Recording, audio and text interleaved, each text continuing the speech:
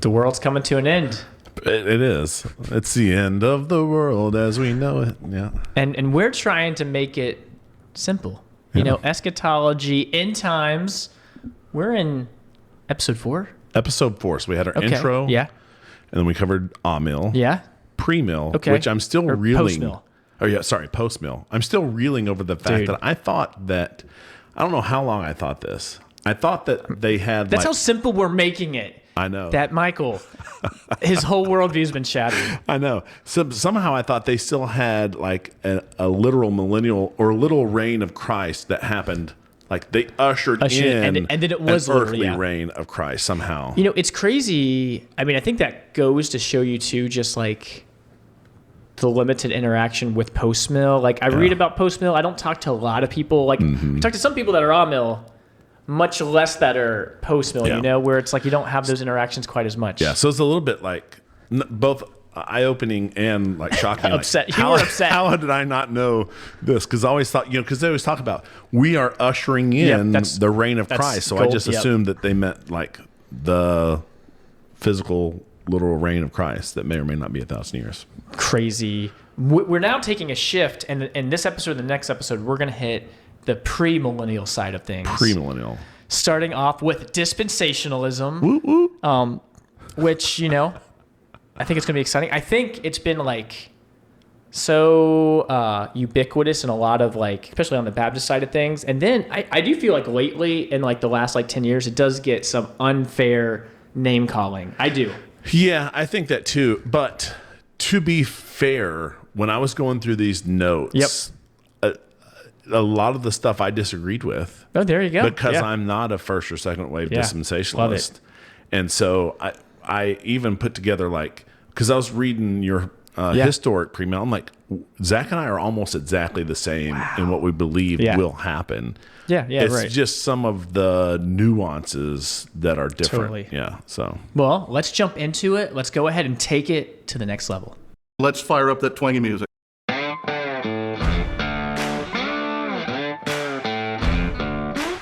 From the heart of the Low Country in South Carolina, it's the Take Two podcast, where we take theology to the next level. This one, dispensational premillennialism, I feel like, I think it's a challenge with all of them. This might be the hardest one to explain simply because of what you kind of alluded to, this first wave, second wave, third wave, there's progressive, there's classic, there's some nuances that's hard to explain. Yes, and I don't think we can try to cover all that. But like the very first wave of dispensationalists thought that in eternity, the Jews were an earthly people and separate. They lived on an earthly plane and separate from the church that would live on a heavenly plane, and ne'er the two would ever meet. And I was like, this is so radically crazy. So strange. Parts of Scripture applied to Jews, parts to Gentile Christians, and it's very confusing. And I talked to someone years ago who was classic dispensationalist, and they were like, Zach, it's kind of like you've got a dad with 2 sons, loves them both the same, but you treat them a little differently. Like they're different. They've got different interests. So like, you know what I mean? I was like, okay, that's not helping me a ton. That's kind of, it's weird. Yeah. But anyway, let's try to get into it and try our best. And for most listeners, are you about to say something? I can tell. I was just going to say, I will try to not color all of this with my progressive thoughts, although they will be there. Because I think, well, I don't want to steal any thunder. There's a key tenet of dispensationalism that I think ties all dispensationalists together. Oh, okay, that we'll cover. Yeah, that's good. But then post that, there are some differences. Yeah. Great. And dispensationalism is one of those things that if you grew up in the American church, especially on the Baptist side, we mentioned it. Yeah. It's kind of like baked into the fabric, talking about the rapture. You've read the Tim LaHaye Left Behind series. Yeah. Chart after chart after probably 12 chart. Of those. I read like 11 or 12 of those books. They were well written. I feel like I read like a kid's version of it, right? And I was like going through them all. I finally got to the point where I was like, are they really trying to do something or just make a lot of money? So I was like, I stopped. So, and so it's one of those things, I think for a lot of Christians, certainly at least 10, 20, 25 years ago, it was something I think that was almost assumed that these other there was no other options. Orthodox. I mean, there were, but it's like so in the culture. Right. Like to say that you were pre-mill but post-trib, was like, that was a huge deal. Like that. Like, I still believe Jesus is going to have a millennial reign. I just think it's post-trib. It's like, you may not belong in this church type Dude, of mindset. Yeah, it was rocking the boat. So let's zoom out. We kind of talked about this before, but if you're focused on that pre-millennial aspect, we're thinking Jesus returns pre. Everything's in reference to Christ before the millennium. Right. And then dispensational, you might have better ways to describe this. You talk about all these dispensations and the way God works. And this is also, I think, a part of confusion. I feel like some people say there's a certain amount of dispensations versus a certain amount of dispensations. I've heard, different things that way. Yeah, like how many dispensations were there? Yeah, exactly. Like those are different sliced numbers. and diced differently. They're closely tied to the covenant. The word dispensation really just means a managerial style. So you assume that you had a startup company. You might be very aggressive up front because you got some capital venture, funding in there. And then if the economy turned down, you might change your managerial style. So you could, I think it's, it's consistent, believable to have like one person at the helm, like in this case, God, that might have different managerial styles depending on what he's trying to accomplish through salvation history. But that's all dispensation means is God relates to his people and the world at large differently depending on the time, what he's trying to accomplish in that time frame. And like I said, closely coupled to whatever the current covenant is. I know. I feel like, and maybe this is why it was named that, I feel like a lot of, it probably creates more confusion, a lot of, less disgruntled people, if they would have just called it covenantal premillennialism, then it's a whole different ballgame, right? Yeah. Because when I studied this, I was like, because, I grew up in that tradition, so I didn't know. No one said dispensational when I was growing up. That just right. was not mentioned. It was just like, this is what we Pre-mill, believe. And so it wasn't until we came to CBC and like, well, we're dispensational pre-mill. Like, what does that mean? Well, Israel has a place. And like, that's all the things I believe. Well, you're good. And so I didn't even know that dispensational. So when I heard people saying like covenant theology, like, well, how do the covenant theology people value the covenants more than dispensational? And I'm like, well, they don't. Dispensational. It's people, like in a way. Yeah, totally. And then probably one of the most important distinctions we have here is that the distinction between Israel and the church. You kind of alluded to that, this difference. And, that can be a huge chasm. That can be not quite as a big chasm. Depends on what you're talking to, a certain period in time, or like for all of history, all these different things. But something to keep in mind as, really at least at the root of that system that started, and maybe it looks a little bit different. But that is a hallmark. I think. Is a hallmark. And your first wave dispensationalists are going to have a huge break between Israel and the church. Just ne'er the two shall ever meet. For me, I would, so these definitions and these notes would be how I define it. The church is all New Testament believers, Jews and Gentiles together. So it doesn't matter. Another word for church would be spiritual Israel. It's, most of the language that is applied to the church. It's the Jews who are saved plus the Gentiles who are grafted in, to borrow Paul's language in Romans 10 and 11. Israel could mean, ethnic or national descendants of Abraham if it's not specifically said spiritual Israel. So we do have those distinctions because we think that there are covenants that God has promised that he is still going to fulfill in a literal age of the earth, not necessarily like spiritually or in the eschaton type of stuff. No, I think that's good. The definitions are good because I think if you would ask someone who would say they're, into covenantal theology and Amil, they would be like, your definition, church is all New Testament believers. They would be like, Adam and Eve, that's when the church started. Or Genesis 3:15, beginning of the church. Like some of these are some also like hallmarks of people are talking about that. You might be like, oh, they're probably not Presbyterian, maybe more Baptist. You kind of see some of these giveaways with how they talk and use their terms. Yeah, because I think a Postmill would say, they would say there's a covenant of works.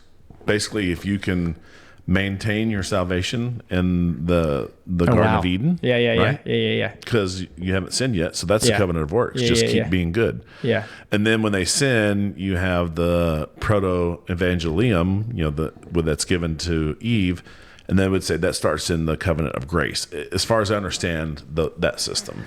Yeah. And I think you're right. So these terms carry weight and mean different things. Let's dive into some of the key scriptures. We've almost touched on this one every single time. It's Revelation 20, only place in scripture that talks about the millennium. And there's a few, big ticket items that happen in this passage. You want to go through those, Michael? Yeah. So we see Satan being bound, and we're told that he can no longer deceive the nations. Yeah. So what's that mean? Yeah. How strict or broad is that? Right. And it's I think most people, especially if you're of this stripe, would say there are nations definitely being deceived today. So it's hard for us to imagine that this has been fulfilled yet. We would see this still as a future event. The saints will reign with Christ. That's what we're told. And the 1,000 years is going to be there. So it's there mentioned a couple times. So we would say that Revelation 20 speaks of a future earthly reign of Christ sitting on the seat of David, fulfilling that Davidic covenant. There you go. Also, another important component is the 70 weeks of Daniel. Again, I like this. We're going to explain it simply because I think there are nuances, and some people take this view versus that view, and it gets kind of confusing. But 70 weeks, and for all those people that say dispensationalists are overly literal, here's one place where they're not. So I guess that's like a mark for them to be like, hey, we can be, we can not be symbolic when we need to. That's right. In fact, I even changed, because you originally came with these notes and I tweaked them, and there was one place that was like dispensationalists try to read everything very literally, and I'm like, well, I don't know that's the case, but we try to read it as best we can, and I'm sure other folks do the same. They don't try. Amill and Postmillennialism, they don't even try to read it. But we try to read it for what the original author and the audience would have understood it to mean. Like, what did this mean in the context when it was written? But like you said, the 70 weeks of Daniel, from what we can tell, there were 69 of those weeks. So each week is a 7-year period. There were 69 of those, from a proclamation to rebuild the temple to the Palm Sunday when Jesus comes in and then he's crucified. And so then the question is, well, what about Daniel's last 70th week? Yeah, that and we final would say, week. That's we would say that the prophetic clock has stopped during the age of the church, or the age of the Gentiles, and then that last 70th week will kick off with the Great Tribulation, or if you want to break the tribulation into two parts, the beginning tribulation, which is the first 3.5 years, and the Great Tribulation, which is the last 3.5 years.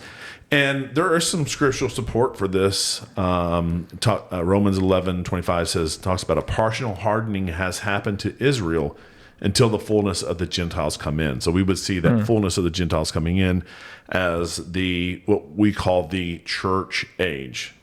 Yeah, it would be interesting to maybe we'll never do this, but to do a 70 weeks of Daniel podcast and go through the different things, because it is that passage I think is confusing. Is it talking about the anointed one, or is it talking about the one that's going to cut against it's like some of the verbiage is it's very fascinating, and you can read 100 different things about it, but you explained it well, and that's important. You'll hear that a lot more being emphasized in a dispensational framework rather than like mill or post mill. Right. You're not going to hear that quite as much. Another thing that you will come across is the rapture and resurrection in dispensationalism. The classic view has the rapture as the secret coming of Christ. I don't know if I grew up in a church all about the rapture, and you're always kind of like you wake up in the morning and you see clothes on the ground. You're like, oh, did my brother, was he raptured? Did the church come? It's, these kind of things that you think about. That is exactly the culture that we grew up in.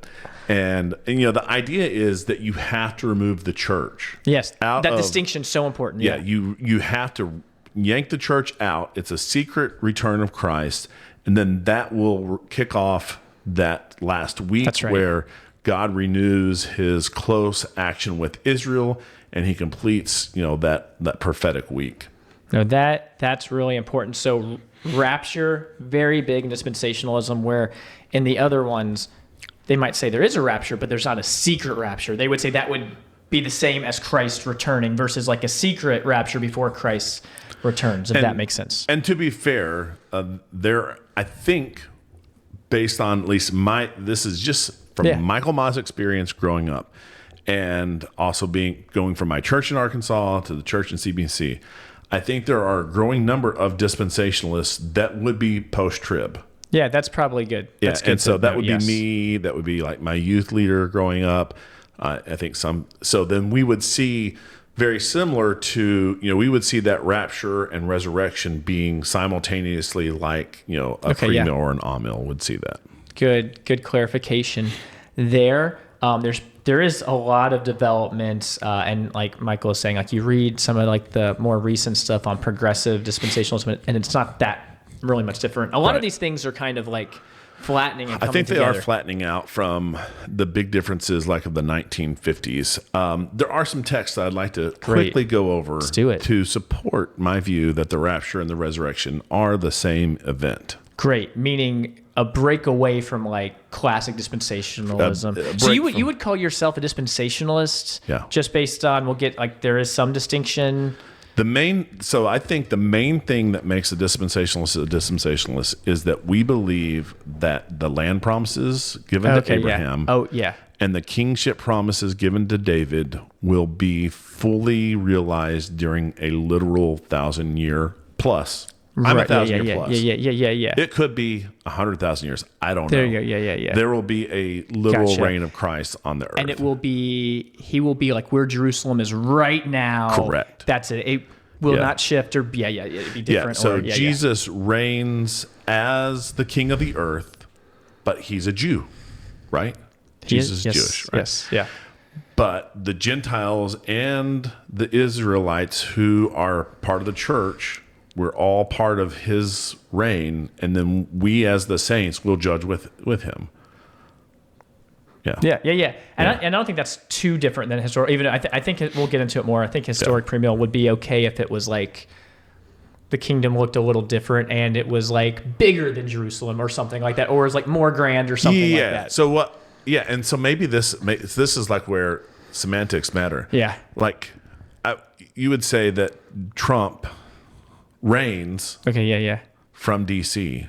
because D.C.'s the capital. But he spent a lot of time in Mar-a-Lago on the golf course or wherever, But his reign covers all of America, that's right? right? So that's the same, Christ's reign covers the whole globe, but the capital is in Jerusalem. That's the distinction that we would make. All right, so some key texts. 1 Thess 4:13 through 18. We're not going to read all these, but you'll see the Lord descends. There's a loud command, a trumpet, the dead rise, the living are caught up in the air. Happens in a twinkling of an eye. So shall we ever be with the Lord, and so shall we be changed, right? And because I think this is also a primary text people would do to support the rapture, right? Which I think the response is, it doesn't seem that secret with the loud trumpet and the voice of an archangel. You're like, is that secret or not? I don't know. Yeah. But in a way you can see where they get it, like thief in the night, right. Like it comes unexpectedly, but there is like proclamation. It comes unexpectedly for those who have not read Matthew 24 and 25. Not vigilant, yeah. Yeah. 1 Corinthians 15, 50 through 40, you'll see an event where all are changed. It's the last trumpet, the dead arise, and there's a living are transformed. The perishable will put on imperishable, the mortal will put on immortality. Matthew 24, 30 through 31, the Son of Man returns in glory, a trumpet sounds, the elect are gathered. John 5, 28 through 29, and Daniel 12, 2 both talk about a general resurrection tied to judgment. So all of these events, they are public. There's an audible, like you were mentioning. There's a resurrection of the dead. There's a transformation of the living. There's a gathering of believers. There's a visible return of Christ.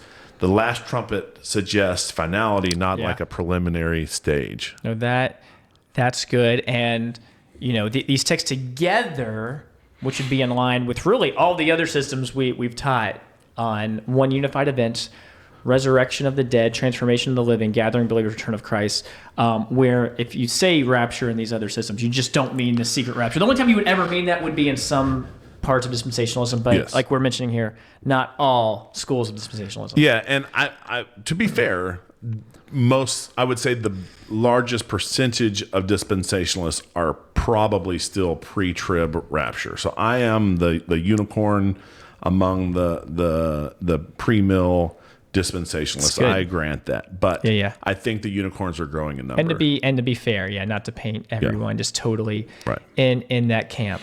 So we mentioned it. Resurrection equals this rapture view. Christ returns visibly. Dead and living gathered all receive resurrection bodies. Believers return with Christ. We read many texts, and you mentioned Christ reigns from Jerusalem, and believers will reign with him. Yeah. Yep. Day of the Lord. Yeah. 1 Thessalonians 5. We see this sudden judgment, clear separation. It's again kind of connected with these different things as this big event. Yeah, and this is one of the reasons why I would split from some of your other pre-mill dispies is because I've read both First Thess and Second Thess. Ooh, you've read both. I've been meaning to get to the second one, and it's just like I never got there. And it's like, to me, it's clear that Paul says, hey, some of you've already heard that the day of the Lord has come, but before the day of the Lord ever comes, the man of lawlessness is going to be set up. So whatever that means, I take that to be a literal antichrist that is going to come onto the scene. It's also tricky too. We should look this up. You know how many times like the word antichrist is in Scripture? Not as many as you think. I mean, here it's like man of lawlessness, which people connect with Antichrist, you know, that kind of thing. But it is interesting. It's the same thing with millennium. It's like not that much. You got to do something with it, but it's, Yeah, it's not that much. So I would just say that, yes, I do believe the rapture, resurrection are the same thing, and they occur after those things. All right, let's talk some more key terms. We covered rapture. Tribulation, this period of intense judgment, often linked with Daniel 9. This is another area that there's some variance. Yeah. But in most of the systems that we're going to talk about, believers are going to go through suffering and tribulation. Dispensationalism is kind of unique in that believers, like not your stripe, but not believers my particular are stripe. like escape the judgment. That's like a benefit of being, and it's when you separate them, they kind of get out of that intense, tribulation, or maybe all of it too. Some people are at mid-trib, some are pre-trib. And I remember my church just having, most of the folks having a very laissez-faire attitude towards the tribulation. We're not going to be there. We're going to escape it. And then when I would, me and the other guy, we're like, totally. No, I don't know that that's the case. Why don't you believe that? Like there's this visible, palpable fear on their face that we're going to have to go through tribulation. I'm like, but the church has gone through tribulation whole time, and we could go through really, really bad time and it not be the great tribulation. So that's right. We should be prepared because, Jesus says in the Upper Room Discourse, in this world you're going to have tribulation. Take heart, I've overcome the world. So no matter what you believe, you should be ready to suffer for Christ. So we have tribulation, we have millennium, this 1,000-year reign. And then this Israel versus church distinction. This is also painting with a broad brush that maybe is unfair. Dispensationalist, they'll often be like critiqued as like, Israel can do no wrong. We're supporting Israel at all costs because, if we bless Israel, especially we're blessed. In recent news has come up. And so I'll just say, as a dispensationalist, I don't think that the current national Israel is necessarily the Israel that has, that was not Abraham. Right. It's not Abraham's Israel. And I'm not saying that they can do no wrong. Yeah. In the same breath, I don't want I've said this. I don't want America to be the country judging them. Let some other country judge them, just to be safe, because there have been countries in the past God has raised up to judge Israel, and then it's not been good. Yeah, it's not good for them. Not a good track record. I think if you want to be super simplistic, it's like you've seen clips of who's the guy, nice guy, politician, who's Rubio? Not Marco Rubio. Ted Cruz? Maybe I don't know. It's Ted Cruz. I can't remember. I think it might have been Ted Cruz. Keep naming people. I don't know why I'm blanking.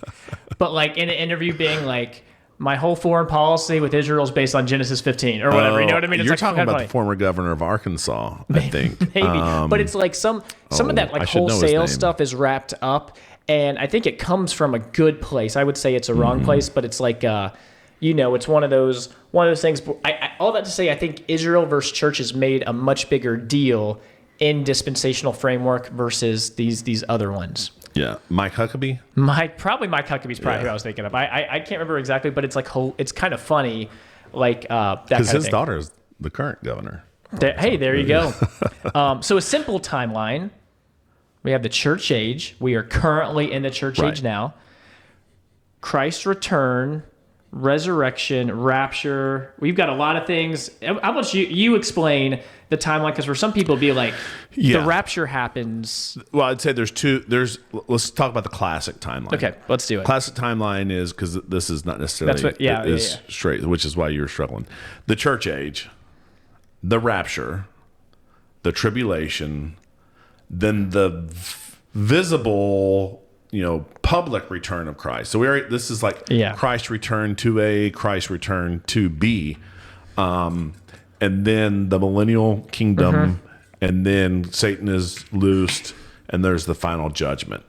For someone like me, who believes rapture equals resurrection, i.e. the post-trib, church age, tribulation, rapture, resurrection, we rise in the air, we meet Christ, we come right back down with him. He sets things to right. He rules for a long time. There you go. And then Satan is released, his final judgment, and then the eschaton. There you go. Historical developments. If you've heard of John Nelson Darby, very, instrumental. You think of the Schofield's Reference Bible, the study Bible that really did spread like wildfire.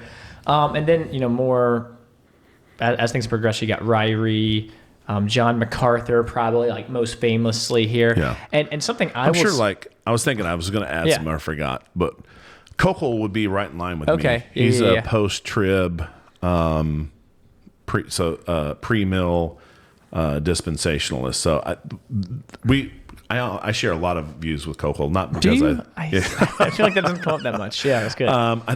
Like David Jeremiah. Probably. Oh yeah, David Jeremiah. That's right. Yep. Who's that guy who was a pastor? Charles Stanley. Yeah. So there's probably a lot in the South of your normal Baptist lines. I think you're that would hold some version of these views. And I'll say this I was going to say this for historic premill, but I think it falls in line with dispensationalism as well. It's more, I think, and this might be prejudice against the other views, so it's great. It'll be good. I think it's more, maybe expository driven rather than system driven, where we take text, we deal with it. It seems to be the straightforward reading of the text versus a system. They probably would have some qualms with that, obviously. But I think it's more, like you think of a John MacArthur, a great expositor, and you see maybe the system doesn't make as much sense, but the text, he's just like pulling apart the text. What does the text say? Correct. Yeah. I would say that's generally the case. Now, all of us can get bent by our system. Yes, totally. You read MacArthur stuff on alcohol, and you're like, bro, that is not what Scripture is saying here. So we can all get hemmed in. Yeah. So why would people find this view compelling? Well, it seeks to look at prophecy according to what the author was trying to say. Like we mentioned, you were just saying, I think straightforward reading. It seems like the easiest, plainest reading. It takes God's promises to Israel seriously. It doesn't just, spiritualize them or allegorize them. That's like usually the critique of something like Amil. It provides a very structured framework. You see the charts and charts and charts, and you're like, this is like, okay, we've got all these things. And it does encourage what I think the Bible encourages, in vigilance and readiness, and to be on the lookout. I think that's a negative with this view too. Some people can be like looking for the boogeyman under every corner. It's like all these views, there's pros and cons. How much are you gonna anyway, I think that those are the compelling side of things when it comes to dispensationalism. Some challenges. Israel church distinction, especially I think in your first and second wave, it doesn't really make sense of like passages like where Paul says there's no Jew, there's no Greek, there's no slave or free. So you're like, well, but there is in this system. There's a huge difference in what you're doing. And I think the criticism of a system like this would be like, the pejorative thing to say about dispensationalists would to say like, oh, you think that the church is plan B, that like Israel was plan A, and this is like this is like just like a parenthesis, and they might say like that's not pejorative at all. That was preached when I was from the pulpit. Okay, the church age is a parenthesis in God's plan with Israel. So you could say that to, your probably second wave dispies, and they would be like, that's not pejorative at all. That's what I believe. And from their side of things, they might be like, oh, you guys, this is replacement theology. You're just replacing everything. And so they're, that kind of thing. So this distinction can be a problem. Internal diversity, disagreement on rapture timing, as we discussed, I think. We didn't even talk about mid-trib. It's in process. Yeah, crazy. Which I think comes from that Mark 24-25 passage where it says, except for some of the elect, he cuts the day short. So I think some people read into that a little more, so they get to the mid-trib. Millennium Stephen questions. Brinson's mid-trib. What do you say? Stephen Brinson is mid-trib. Oh, is he? Oh, yeah. We should, in the home groups, we'll break it down. Millennium questions, we'll probably hit these more on the historical premill. It's like baked into some of my notes because there are some like weird things that happen that seem out of place, but what do you do? Because when I was looking through your notes and it had some of the concerns, this one wasn't even in there. And I was like, I think the biggest problem with my own view, the thing that doesn't make sense to me about my own view, and I'm like, this is where I don't understand how it works, is that if the rapture equals resurrection, and that happens before 1,000-year reign for a long reign, what about people who get saved during the millennial reign? Yeah, when do they get their new bodies? It's confusing. Is there a rapture, resurrection, 2A and 2B? So the amial position does make that cleaner. Yep. You just go right into the spiritual, reign of Christ, and there is no one that's getting saved after he returns. Yep, that's totally right. That leads into the next weakness is the complexity. It is a little bit like all these different nuances. It's just short and sweet with amial. And then historically, big criticism of the classic dispensational movement is it's like you start seeing it maybe in like the 1800s. Don't see a lot of it in the Reformation, that kind of thing. It's kind of like obviously they would say we're recovering this from a long time ago, just like the Reformation's recovering these principles. Straight the bloodline. Yeah, there you go. So anyway, that's good. I thought we navigated through it. I thought that was it could be a lot crazier, so not bad. Yeah, and so I've said this before. No system's perfect. Yeah, I think each system has the little loose ends that don't really make sense of what we're reading, but we're trying to do the best. And I think it really is kind of going back to the intro podcast we had on this, where you're looking at the mountains. What's the timing? Is there a gap between this mountain and that next mountain? Where do we land in that already? Not yet. Oh, I love it. That's good. Do we dare transition to the final take? I think so. Nice. Spring break, man. What's going on? Whew. Well, we mentioned Topgolf. Yeah. You've gone a couple times. 3 I like times? Topgolf. 15 times? I've been a lot. When it first opened, went a lot. Just it's the balls. If you go during the middle of the day or something, it's not too bad. They get you with like the surge pricing. Yeah, I was trying to get us to go during the day, but I don't think it's going to work Chloe and Karis out. Didn't want you to. Yeah, I think it actually was Chloe, because I was like, can we not go in the middle of the day? And like, well, Lydia now works until 3 on Thursday. She's carrying on the family business. Let's say again. She's staying in the family business of Old Navy. Yeah, yeah, it's great. That's like, I love it. It just Phoebe is destined for this. She cannot change her fate. That's right. So I think it's going to be Friday afternoon. I'm like, that's going to be the worst. It's going to be the worst. So we'll see if we can. That'll be really finagle a different time. Sweet. Gotta love Topgolf.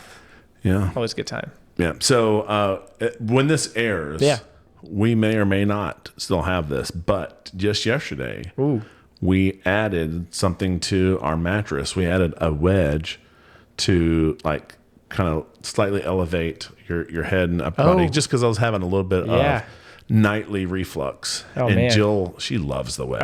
I bet. Oh yeah. She's like, this is the best thing we've ever.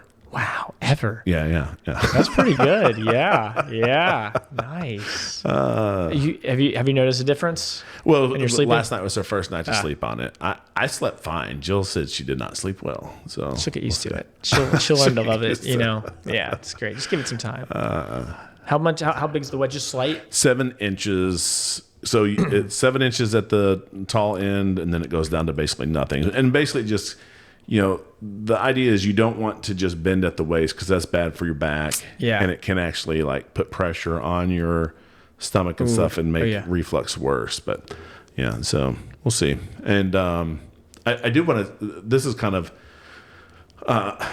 out of, I don't know that we address this or not. Oh boy, but we had a lot of comments too from two different videos. Nice. When we did the Roman Catholic stuff. Yeah, and we were talking, you were like, fight me? Like, meet me in the back alley, let's duke it out? There are two different commenters that basically said, as soon as you said Roman Catholic, I knew you didn't know what you're talking about. Because there's 24 churches in the Catholic Church, and the Roman Catholic is only one of them. Yeah. So your whole podcast is just aimed at... We should dub that out. What about the other 23 churches within the Catholic Church? I'm like, that's what you're going to push back That at? sounds like a 24-part series coming up next. 24 parts. I'm like... And I did some searches, and it's like... maybe it's all Protestants that do it. But all of us refer to the Catholic Church as the Roman, because guess where it's headed up?